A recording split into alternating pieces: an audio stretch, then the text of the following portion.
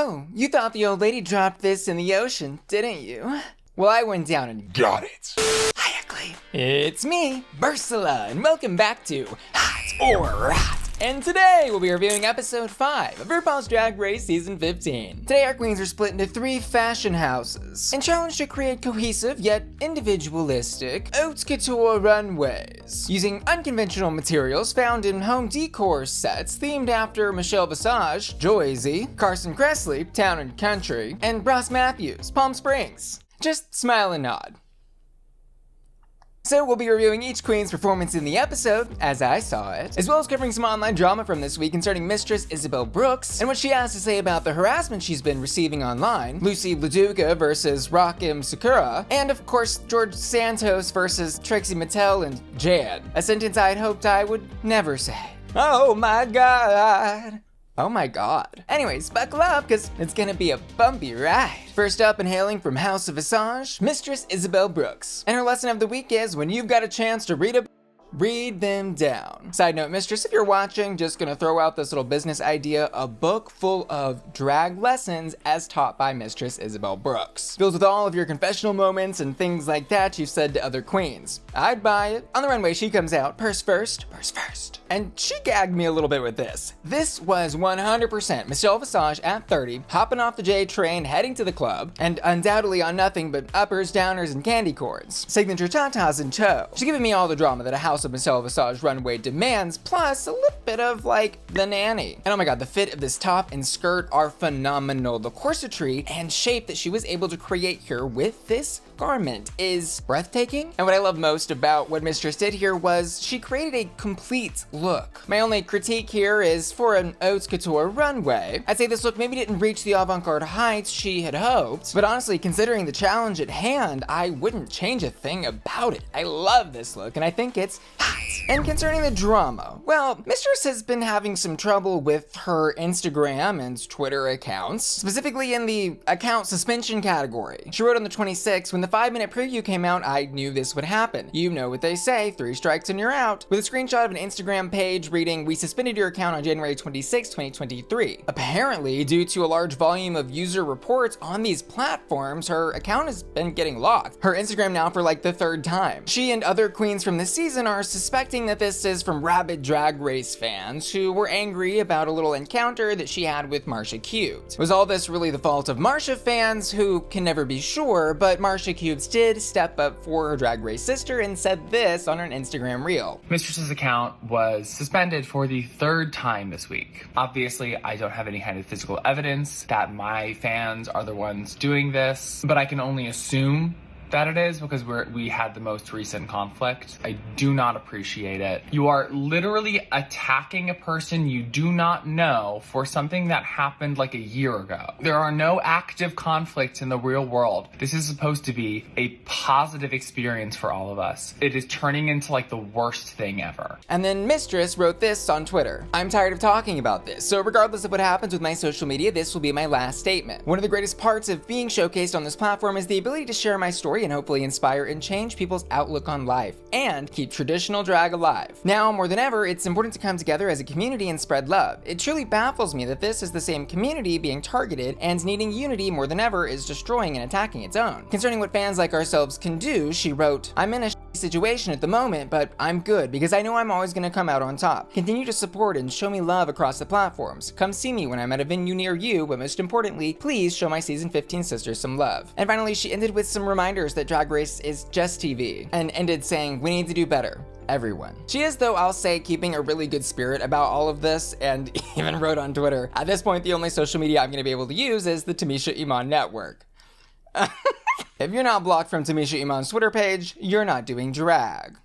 The TIN is still apparently alive and well, by the way. And personally, I can't get enough of Mistress Isabelle Brooks. But you know what else I can't get enough of lately? My skin. That's thanks to Curology, the sponsor of today's video. It's no secret, I'm in and out of heavy drag makeup all the time, and I spend a lot of my life in front of the camera. So it goes without saying, having consistently clear skin is one of my top priorities. But I've always battled with breakouts, uneven skin texture, and even cystic acne into adulthood. I tried just about anything I could get my hands on, but just couldn't manage my skin's appearance with any predictability. Until I found Curology, and I'm super proud to say I've been using Curology's 3-step routine for over a year now, and I couldn't be happier with the results. I use their pH balance cleanser and moisturizer twice a day, and at night I apply my custom formula, made for me by a Curology dermatology provider. I first noticed my breakouts were less frequent and less severe after just a few weeks of using Curology, and over time I've noticed improvements in my skin's fine lines, tone, and texture. Plus, my excessive forehead oiliness is under control. My mom even comments about how great my skin is looking these days, and she's a tough critic. But remember, your results may vary, and Curology isn't a miracle working product, but it has brought a level of consistency to my skin that is truly invaluable. Plus, if I notice anything particularly nasty popping up, I just throw on a Curology emergency spot patch. I truly love using Curology, and I also love that they're always introducing new products to their skincare line, like the sunscreen. It's a no-clog, grease-free lotion with SPF 30, and it melts right into your skin. And the Curology lip balm is my secret weapon for having juicy, moisturized lips 24/7. I love using Curology, and you will too. Get started by clicking the link in the description of my video. On their site, you'll take a quick quiz to assess your skincare needs and upload 3 selfies. A dermatology provider will take a look at everything and prescribe you a custom formula and essential skincare routine to work alongside it. Start your Curology journey today by clicking the link in the description of my video. Thanks Curology for sponsoring this video and bringing a consistency to my skin. Now back to houses. Next up, Mayari, who on the runway today owns 51% of this matrix. I really loved that in this look she's kind of giving me alien warrior goddess, but like from New Jersey in the year 3023. She says this look is made from zebra print rugs, and I really love how well she cut the crop top and skirt. Both pieces really accentuate her body's curves, and I love that even though she is giving this HBIC energy on the runway, she also is keeping it elegant and classy with that soft gold cape. And overall, I think she did a great job being cohesive yet individualistic within the house of Visage. It's also kind of like Chanel, but make it hoe. This look is hot.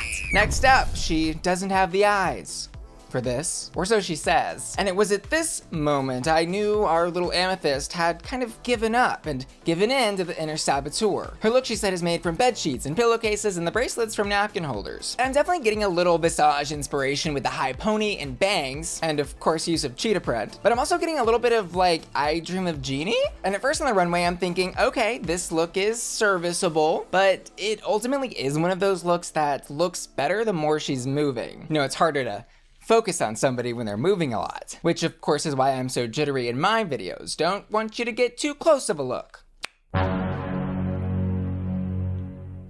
And when Amethyst finally stands still in this look, you see that the top part is baggy and really only, I think, has a shape from the use of the cheetah print belt that seems to be 100% responsible for creating the silhouette. I think in another design challenge, this might have even been safe. Most everyone did pretty good tonight, but amongst her peers, her look was just too unpolished and still a Next up, Shake the Dice and Spill the Spice, who this episode is understandably very upset when it starts, having just sent her twin drag sister home. And as sad as this was, I do think that this is going to be a really interesting opportunity for Spice to explore herself, because from what I understand, her drag has always been done with the accompaniment of her twin. And the storyline element of course comes into play this episode when we learn that Sugar really was the seamstress of the twins and Spice the designer. Funny how that all worked out, isn't it? It's almost like we might be watching reality TV and it's not a real competition. Anyways, in her twin's absence, does Spice find her inner sweetness? I'd say yes and no tonight. On the runway tonight, she's giving her signature Y2K Brat style fantasy in a zebra print crop skirt and matching top. This look is very much giving me Romy and Michelle meets Lindsay Lohan partying in the club in the Y2K era. And I love what she did with the hair. That hair is phenomenal. I want it. I need it. Can I borrow it? But the actual look, I think, looked better on paper than on the runway. While very on brand for Spice, and because she is using the zebra print so heavily on theme for the House of Visage, the construction really was lacking. You can see the top really doesn't fit that well when you zoom in, and the black sequin straps creating the bottom part of it seem to be more of a distraction, like, hey, look down here, instead of at the poorly hemmed and constructed pieces of what actually make the look a look. Plus, she's got a little bit of a weird thing going on with the color of her tights not matching her skin tone, which was kind of jarring considering she was showing so much leg tonight. All that is to say, the presentation overall just felt a little haphazard to me. Better than what I could have made, sure, but missing finishing touches. So for those reasons, I don't think I'd play house with this doll. This look is a... And next up, dare I say, she gagged them a little bit. It's Luxx, Noir, London, Paris, New York Fashion Week. This look on the runway is a wow, all caps. Like, I knew Luxx had a hand in creating some of her previous runways, so I had high expectations for her in the design challenge, but she exceeded them, blew them away, completely out of the water. I was gagged more than a little bit, I was gagged a lot of it. The head wrap with matching top, held together by, I don't know, what is this, curtain rod hooks? Delicately dangling across her chest in that cape with the pants, and the boots with the fur. Just kidding there, but the cape with the pants, such a beautiful combination. And for the first time on this runway tonight, when I saw her look, I was thinking, this is haute couture, this is fashion, this is unique to Luxx, and also fitting the brief of House of Visage. Luxx not only understood the assignment, but like did the extra credit. This look is hot. And we also, I'm sure you were on the edge of your seats for this one, what seems to be a happy resolution between the Trinity versus Luxx drama from last week. While the episode was airing, Trinity the Tuck tweeted this out. Tonight, the winner did a fab job and was the clear winner. Overall, this was one of the best overall design challenges. Overall. Most of the looks were good. And need I remind y'all, that's high praise coming from a double design challenge winner from All-Star 7. And finally, from the House of Visage tonight, Janelle Monáe. Just kidding, obviously, but her look, like, did somebody give her a memo on that? Because she perfectly fit with this team, and God, she looked good. Side note, if y'all have a chance to go see Janelle Monáe live, do not miss it. Go. She put on one of the best ACL shows a couple years ago that I have ever seen. Final thoughts on this house though, I think each queen individually did decently, but overall, it did seem there wasn't a strong theme, really bringing some cohesivity to all of the different looks. Like Luxx's regal finale felt almost out of place with the more, I would say, party girl streetwear looks from the rest of the girls in her group. Next up, House of Kressley. Theme, town and country. Yeah! Did y'all catch that photo of Carson with the horse that they put into this little slideshow? This is Mr. Hands now. Do you feel old yet? If you know, you know. And trust me, you don't want to know. Anyways, first in this group, we've got Robin Fierce, the Robin Fierce. And on the runway tonight, she's a stunner. She's gorgeous. She's beautiful. That's no secret. And she has used, she says, foam from couches to build the shoulder and leather pillowcases for the top. And this look, I'll say from a non-seamstress perspective, looks really well made. The pleats on the skirt are great. That structure in the shoulder is really nice. But I will say there's something about the brown leather crop top and the thigh-high black pleaser boot that just aren't vibing with me. Like, I almost wanted her to create a boot cover out of that same leather material she used for the top, just to make the look a little more cohesive from head to toe. I was just looking at this after thinking all the pieces were looking great individually and realizing that like 50% of the look is actually store-bought. Plus, is this really giving me town and country? No, not really. I want a little more Western flair here. I do think this look is still hot. She looks great, but just not one of my personal favorites stylistically tonight. On the other hand, what Jax did, I was gagged a little bit that she was in the bottom. She comes out, she's giving punk meets prep. It's prep. And immediately I'm getting the great Heathers reference that she's making here with the plaid skirt and croquet mallet and jacket top. Heathers, by the way, is required gay viewing. If you haven't seen it, turn this video off and go watch it. What are you doing? Actually, finish the video first and then go watch it. Anyway, recognizing this reference, I think was both a good and bad thing for Jax tonight though, because it's great that I get what she's doing. But at the same time, I think when you get something too easily, you do lose the essence of haute couture and high fashion. This look is hot. It was also weird to hear her story this episode, discussing how she didn't feel at home even when she was at home in a very white Connecticut as a person of color, paired with a runway look that definitely didn't deserve a bottom placement. In my opinion, I think the producers were producing. It was really just kind of like they wanted to progress her story narrative, and this was just the first opportunity they found to do it. I don't know. Next up, you better walk that tuck and duck. It's Anetra, who in her group, I think did the best job at nailing the town and country aesthetic. Like, she did a great job mixing and matching the plaid, denim, and leather materials, combined with some good old country bedazzling. The top part of what she made I thought was great, but when the camera pans down, I really wasn't loving the rest of it. Something about the proportions were just wrong to me. Like, there was too much going on up here, with her hair falling on top of a very busily designed piece, and then we get her midriff, and then we get a collection of like belt, bottoms, and side skirt, all of which are just screaming for attention. Like, each piece could have been the bottom piece of her outfit. I think, for example, had she done just the side skirt with the leather belt and skipped out on that situation in the middle, this would have been a lot more effective for me, especially considering there is so much leg showing. And the boots. I hate those boots. Town and country?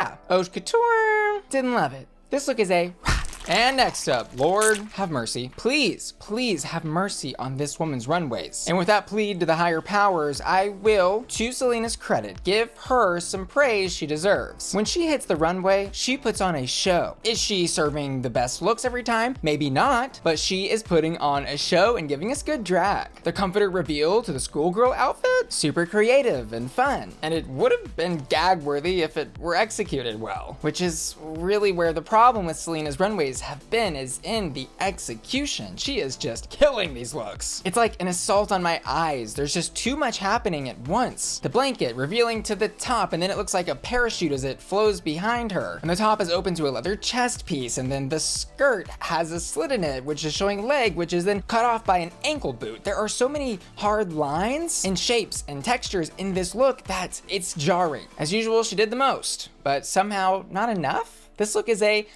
So this Haus of Kressley was really not my favorite. As I was saying, it felt like none of them really achieved what they were going for, or guess what I thought they were going for. Like, I was really just hoping for more Western aesthetics and more horses, because who doesn't love horses? Next up, from Haus of the hilarious Ross Matthews, Sasha Colby, who says she's giving tropical princess stranded in the desert.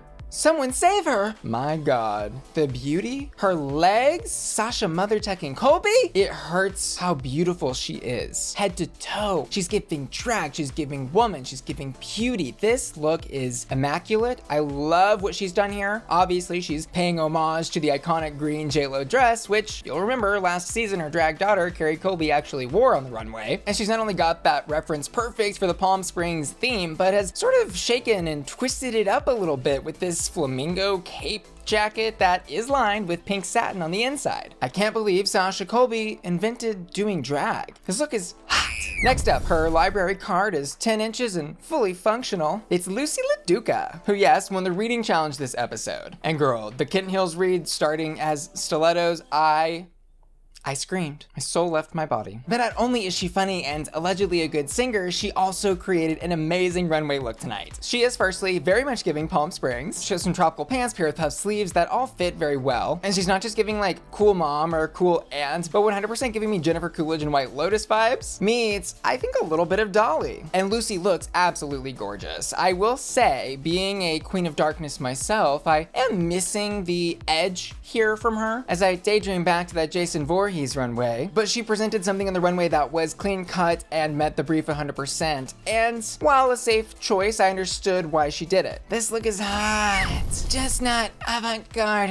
And now for a little bit of Twitter drama from Loosey and Rock'em Sakura. A few days ago, Loosey tweeted this out. Y'all, these Drag Race alum are being rough on the girls. Have an opinion, but calling me, quote, weird looking, out of drag, and saying you wouldn't want to visit CT because I live there? I mean, damn. You've been through the process. Lighten up. And it was not 100% clear at the time who she was tweeting about, but it apparently was Rock'em Sakura, who replied, writing, sorry if we've been rough on you, love. We'll make sure to send more kindness your way. We think you're an amazing queen, and we're super impressed with you. To which Loosey wrote, Miss Rock reached out and we chatted privately. It's all good, and we're working on our tape soon. Sisters supporting sisters. Next up, Malaysia, Babydoll, Foxx. And yes, it is a well-known fact that a lady carries a bag and wears a sensible hat in the summer. The gag with her runway, though, was that apparently apparently Malaysia doesn't sew. Yet here she is, presenting a polished and complete look. She's created the dress from a throw sheet, cape from a curtain, and hat from a lampshade, which is all to say she did a great job using these unconventional materials and completely hid the fact that this outfit once was home decor. What I love most about this look though is that she's got a great eye for detail and finished this look in little areas that are really exciting, like the palmed hem of the cape, the hat matching the cape pattern, and the necklace. And sure, like when you zoom in really closely,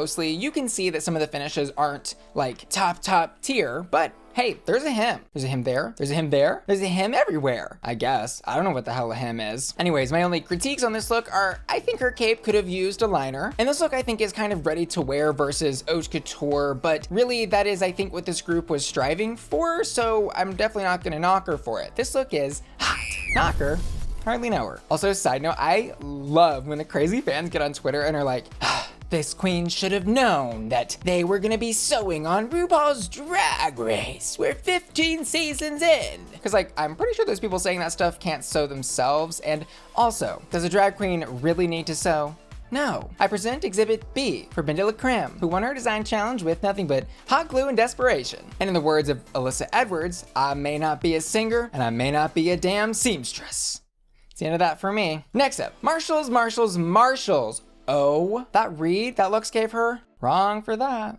She was wrong for that. That is so funny. I don't know how Miss Marcia Cubes will ever recover from that, but this runway was great, and I'm super proud of her tonight. It's clear she's taking the judges' notes on things like bigger, draggier makeup, and the look is beautifully constructed. It's got that kind of conservative 60s flair to it, but modernized with a bit of showing skin. I love the orange accents from the ascot and sunglasses on her head. This is a complete look, and similar to Jax, I'm starting to understand more who this drag character is on the runway. It's just a shame that what she's been wearing on the runway, I think hasn't done a great job of showing us who she is or can be in drag, and some of that isn't her fault, remember, but I hope for her sake that she makes the rest of her runway looks right there in the workroom, because this is great. The 60s are alive and well on this runway tonight. This look is hot. And final thoughts on House of Matthews. This group did a great job with creating a cohesive collection, and a cohesive collection that 100% matches the Palm Springs brief, no less. I would have though liked to see a little less ready to wear and more haute couture, but who am I to say that? Now for tops and bottoms. So I think I made it clear throughout my critiques, I didn't totally agree with the judges' placements outside of who won and who was in the bottom two. For example, while I really liked Robin and Malaysia's looks, I think Mistress was totally overlooked, and Jax did not deserve to be in the bottom three. She created a complete look, while for example, Spice was a little rough around the edges. Again, I definitely say the producers were producing this episode. It felt like the judges just wanted to have an opportunity to talk to some of the queens that they hadn't had a chance to give critiques to yet. But I'd love to know what y'all thought about the placements in the comments below. Concerning the lip sync though, I did react to it over on my Patreon with my video editor Sailor, and you can check out that reaction as well as tons of other bonus content at patreon.com/bussyqueen. That's my members only website where people like you can help support the Bussy Queen channel by giving a monthly pledge for bonus content, mails benefits like signed Polaroids and postcards, and even digital benefits like seeing your Patreon icon in my videos where you vote for your favorite look every single week. Anyway, in this lip sync, I did kind of mention Amethyst was totally overtaken by her inner saboteur this week. In her untucked moment, it seemed like she entered that lip sync already defeated. It was her third time in the bottom, and it was clear to her, I think in this moment, or so she thought, that there was really nothing she could do to save herself. And in result of feeling this way, the lip sync she gave was okay, but Salina, wow, she is doing drag. I loved the dancing, the crybaby, the dropping the skirt on the floor, and then the lyric referencing it right after. That was a show. Wow, wow, wow. Salina definitely deserved to stay. And finally, before we do hottest hots, let's go ahead and talk about the Queens versus George Santos, who, if you aren't familiar, is a Republican congressman in the US who has come under fire recently for allegedly lying about tons of stuff like his background, taxes, campaign spending, and more. And apparently, according to this Forbes article, is under investigation by the Department of Justice and law enforcement authorities in Brazil. Woo, you in trouble, girl. Allegedly. But what sparked the back and forth between the queens was a photo of George in drag surfaced on the internet, which kind of became a meme. And while I definitely don't support the bullying of anyone, if I were going to critique this look as if it were a look on RuPaul's Drag Race, I would give it a But he tweeted out this, which got Trixie Mattel involved. "I've now been enshrined in late night TV history with all these impersonations, but they are all terrible so far. John Lovitz is supposed to be one of the greatest comedians of all time, and that was embarrassing. For him, not me. These comedians need to step their game up." To which Trixie replied, "Maybe the source material was weak." And George Santos replied to that, "Clearly you know all about weak acting skills," at Trixie Mattel, with a gif from her Snatch game.